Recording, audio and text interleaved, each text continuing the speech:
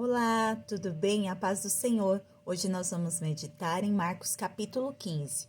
Hoje Deus vai falar com você de uma forma toda especial e vai mostrar para você todo o sacrifício que Ele fez por mim e por você na cruz do Calvário. Olha só, nós vamos ver que os principais dos sacerdotes, os fariseus, os escribas se reúnem logo de manhãzinha, cedo, para poder entregar Jesus para Pilatos. Chegando até Pilatos, entregam Jesus amarrado e falam a acusação de Jesus, que ele se diz como rei dos judeus.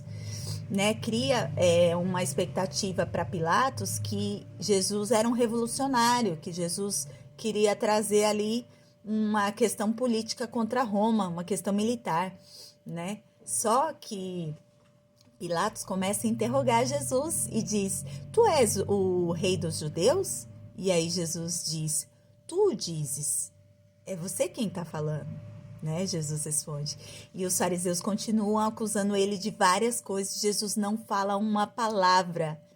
Ele tinha todo o direito de falar tudo, ele cumpriu a lei corretamente, ele foi perfeito em tudo que ele tinha realizado aqui na terra, mas ele ficou calado. Como ovelha muda, ele ficou calado. E Pilatos se admirou com aquilo.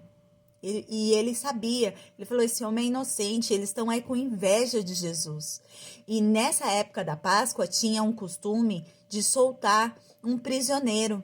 E aí tinha Barrabás que estava preso, e Pilatos chama a multidão e pergunta: vocês querem que eu solte Barrabás ou Jesus? E eles preferiram que soltasse Barrabás. E ele falava: e é esse justo, o que eu vou fazer? Pilatos, né? E aí a multidão gritava assim: crucifica-o, crucifica-o. Sabe aquele povo que muitos deles, quando Jesus entrou em Jerusalém, glorificava ele, exaltava Jesus? A situação mudou e aquele povo mudou. Eles gritavam: crucificam. Eles gritavam: mate-o. Tem muitas pessoas que vivem conforme as circunstâncias da vida. Ah, se for para o meu bem, eu falo a verdade. Se for para o meu mal, eu falo a mentira.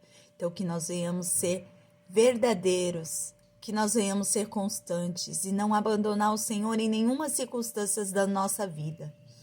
Aí, em seguida, Jesus, ele recebe, a sentença de Pilatos. O Pilatos, para agradar o povo, fala: então vamos crucificá-lo.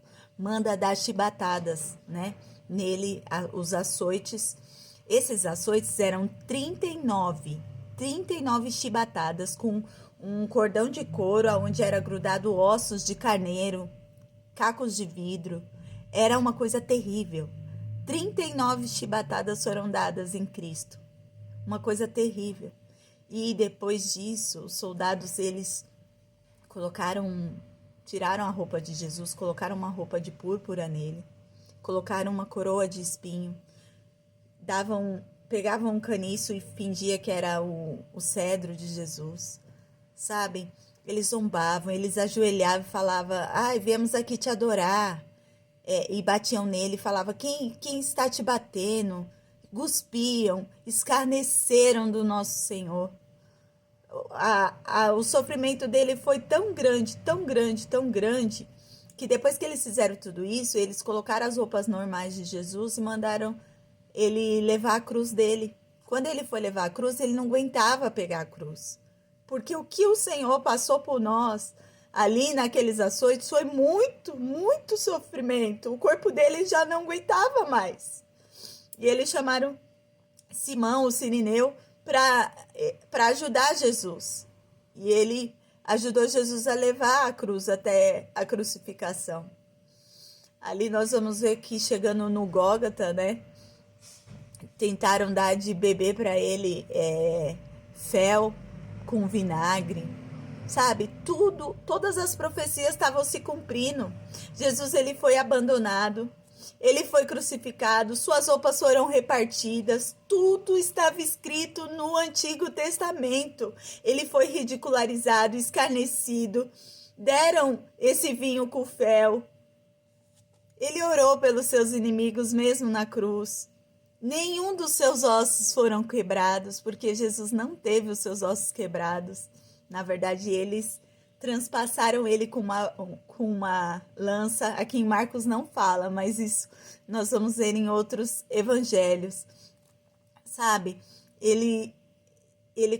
a crucificação começou às 9 horas da manhã, tá? E os transgressores, que eram os 2 ladrões, foram crucificados junto com ele. E um deles também zombava de Cristo. Então tinha 2 ladrões e Jesus no meio. E as pessoas que passavam falavam assim: salvou a tantos, por que não pode salvar-se a si mesmo? Vai, tu não és aquele que constrói o templo em 3 dias? Então levanta-te daí, salva aí, nós creremos. Eles falavam essas coisas, ficavam escarnecendo de Jesus, os fariseus também falavam. E Jesus, mudo, não falou nada. A única coisa que ele falou foi quando houve a ruptura, da meio-dia às 3 da tarde, a terra virou noite. O Senhor tinha abandonado Jesus. E ele grita: Eloi, Eloi, lama sabachthani. Deus meu, por que me desamparaste? Porque ali todo o pecado da humanidade, o meu e o seu pecado, estava sobre ele. Ele se fez pecador para levar sobre si as nossas culpas. As acusações que o inimigo tinha contra nós estavam sobre ele. Mas ele suportou até o fim. E ele disse: está consumado. Quando aconteceu isso, o véu do templo se rasgou. Eu não canso de me dizer isso. O véu do templo se rasgou. Isso nos mostra que o Senhor nos deu livre acesso, que a separação que havia entre o homem e Deus acabou.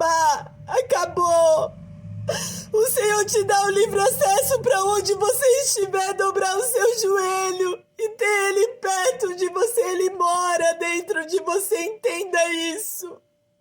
Lá na cruz do Calvário, Ele nos provou isso.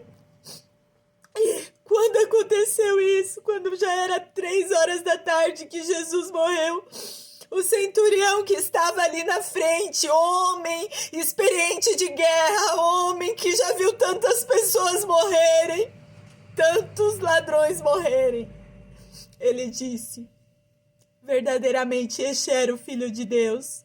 Verdadeiramente este era o Filho de Deus. Porque ele viu que houve terremoto, as coisas aconteceram. Foi algo tremendo que aconteceu naquele lugar.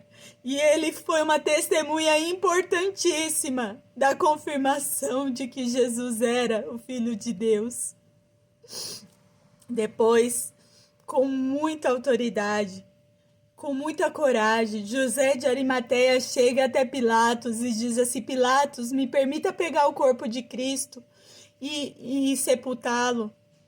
Ele podia perder o cargo dele, ele podia perder os status dele. E Jesus aparentemente estava morto. Mas José de Arimateia, ele cria no Senhor que ele ia ressuscitar. Ele sabia. Ele ouviu as palavras do Senhor. E para o ser humano, naquele momento, tinha sido o fim. Mas ele confiou, ele teve temor, ele quis cuidar do corpo do Senhor. E Pilatos pediu a confirmação que Jesus estava morto, e falaram: sim, ele está morto. Aí José de Arimateia pega ele, envolve num lençol fino e leva ele para um sepulcro de rico. Sabe por quê? Mais uma profecia se cumpriu. Porque ele foi enterrado no túmulo de um homem rico. É mais uma das profecias do Antigo Testamento. Você vai ver isso em Isaías 53:9. Então, baixaram o corpo de Jesus e eles envolveram e levaram ele até o túmulo. E as mulheres estavam sempre por ali acompanhando Jesus, vendo onde colocaram o mestre na crucificação. Quando levaram o Senhor, as mulheres nunca deixaram Jesus passar por aquilo sozinho. Vocês, mulheres, são importantes. O Senhor tem confiado a nós grandes ministérios, grandes privilégios. desejo de estar na sua presença, de ter essa sensibilidade, de saber quem Ele é. Que você possa orar pela sua família, pelo seu esposo, que você possa orar pelos seus filhos e possa abençoar a sua casa cada dia mais. Que Deus abençoe você e toda a sua família. E nunca esqueça que o único caminho que nos leva ao céu, é o Senhor Jesus. Não tem atalho. É só por Ele, porque Ele deu a sua vida por nós. Ele nos amou primeiro. Ele não nos deve nada, porque Ele já pagou o preço maior. Ele já fez o melhor por nós. O melhor do Senhor estava ali na cruz do Calvário, com o sofrimento que Ele passou por cada um de nós. Receba essa palavra e deixe o seu coração ser impactado por ela. Que o Senhor Jesus possa fazer morada na sua vida para sempre. Em nome de Jesus.